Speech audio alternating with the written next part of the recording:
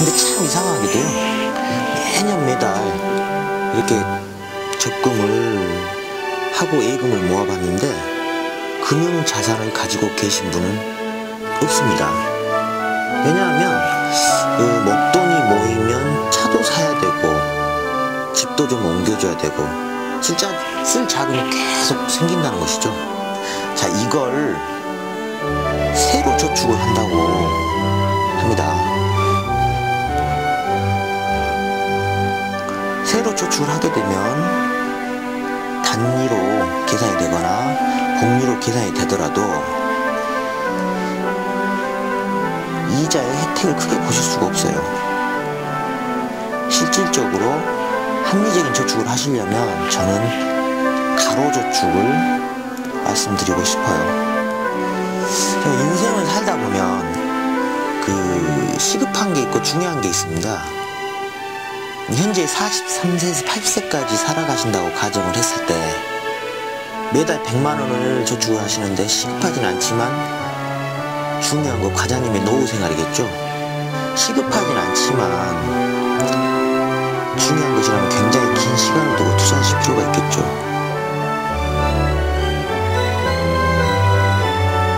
노후라든지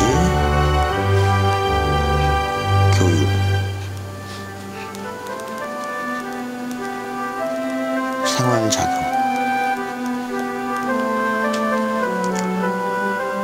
각각의 통장에 이름표를 붙여서 이렇게 나눠서 예를 들어서 30, 40, 100만원을 이제 저축을 한다고 가정을 하면요, 이런 식으로 각각의 이름표, 노후라는 부분의 예금에 30, 교육에 30, 생활자금에 40 이렇게 하신다면 일단 기간이 길어지기 때문에 복리 혜택을 받으실 수가 있고요. 시간이 장기적으로 가다 보니까 비과세 혜택도 보실 수가 있습니다. 저축하고 계시죠? 펀드라든지 그런 부분. 펀드 가입하고 계실 때 펀드를 가입하시게 된 기준은 어떤 거였죠? 수익률을 많이 따지죠? 네, 맞습니다. 일반적으로 수익성과 안정성을 따지시는데 가장 합리적으로 저축을 하는 방법을 말씀을 드려보자면 가장 첫 번째로는 기간에 대한 준비가 중요하다고 할 수 있습니다. 기간 같은 경우에는 단기, 중기, 장기 이렇게 나뉘고요. 단기 같은 경우는 1년에서 3년, 중기는 5년에서 10년, 장기는 은퇴 이후를 말합니다. 이 기간을 나눈 다음에 이 기간에 맞출 과장님의 목적을 쓰시면 됩니다. 1년에서 3년 사이에 과장님이 쓰실 목적 어떤 게 있을까요? 간략하게 이벤트 자금 같은 경우 생길 수가 있겠죠.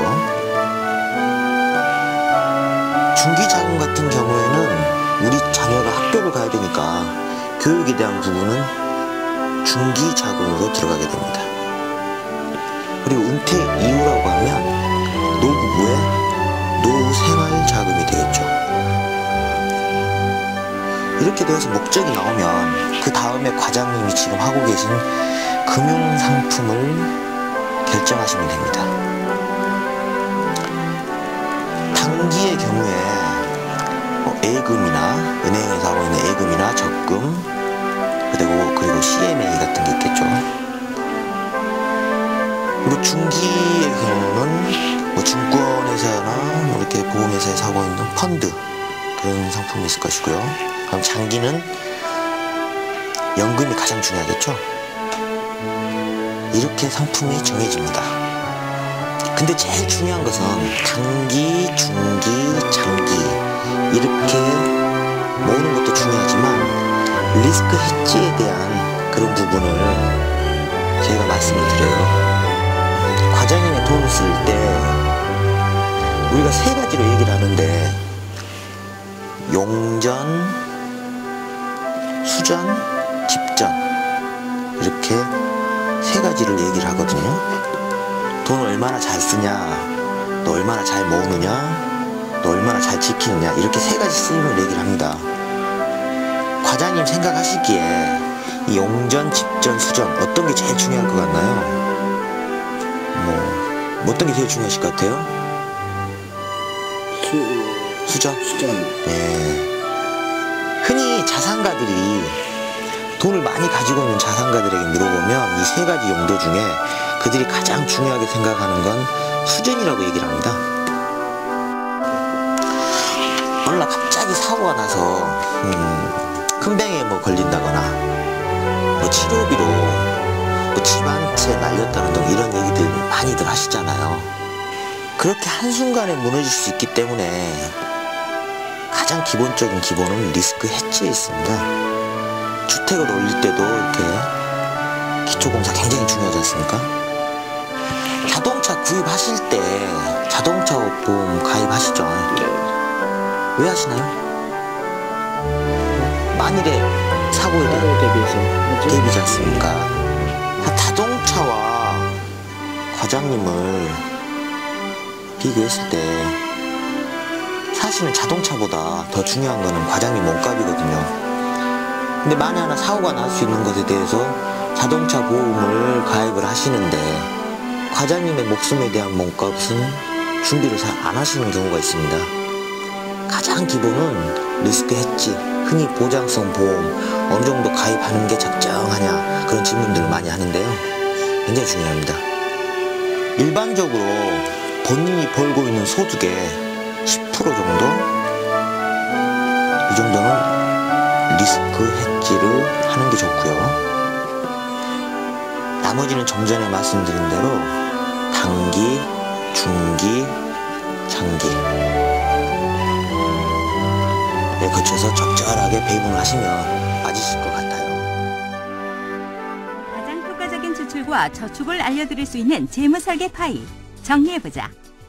먼저 1단계, 전체 재무설계 파이 그리기와 지출 부분 설명하기. 고객의 소득을 나타내는 큰 원을 먼저 그리고 그것을 정확하게 반으로 나눠서 왼쪽의 50%는 지출, 오른쪽의 50%는 저축을 의미한다고 설명을 드린다.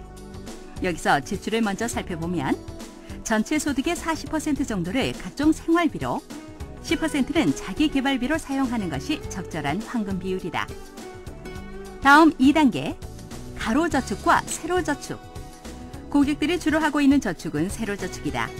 세로저축은 특별한 목적 없이 이루어지는 것이 대부분이기 때문에 저축이 끝났다고 해도 크게 목돈을 준비하기는 쉽지 않고 단기로 이루어지기 때문에 큰 이자 혜택을 보기도 쉽지 않다. 이에 비해 가로저축은 각각의 목적에 맞게 단기, 중기, 장기로 구분해서 투자하기 때문에 자금을 효과적으로 활용할 수 있고 긴 기간 투자하기 때문에 충분한 복리 효과와 비과세 혜택도 기대할 수 있다는 점이 큰 장점이다. 재무설계 파이의 3단계, 올바른 재테크에 대해 알려드리기. 금융상품을 가입할 때 가장 먼저 선택해야 하는 건 기간이다. 투자 기간을 단기, 중기, 장기로 각각 구분한 후 각 기간별로 목적을 선정한다. 투자 목적을 선정한 이후 그 목적을 달성하기 위한 금융상품을 선정하는 것이 가장 올바른 재테크 방법이라고 할 수 있다. 마지막 4단계, 재무설계 파이의 오른쪽 부분은 저축의 황금 비율과 리스크 대비의 필요성이다. 전체 소득의 10%는 반드시 보장성으로 준비해야 한다는 점을 먼저 강조한 후 바로 위 3단계에서 세팅한 고객의 목적에 따라 단기, 중기, 장기에 대한 저축의 비율을 설정해드리면 재무설계 파이 완성이다.